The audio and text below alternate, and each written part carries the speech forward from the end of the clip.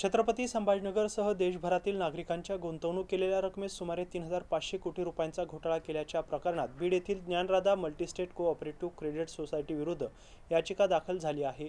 या प्रकरणी सुनावणीत मुंबई उच्च न्यायालयाच्या औरंगाबाद खंडपीठाचे न्यायाधीश मनीष पितळे आणि न्यायाधीश YG खोब्रागडे यांनी केंद्र आणि राज्य शासन, सक्तवसुली संचालनालय आणि व्यावसायिकांना नोटीस बजावण्याचे आदेश दिले आहे। या याचिकेवर 3 आठवड्यानंतर सुनावणी होणार आहे।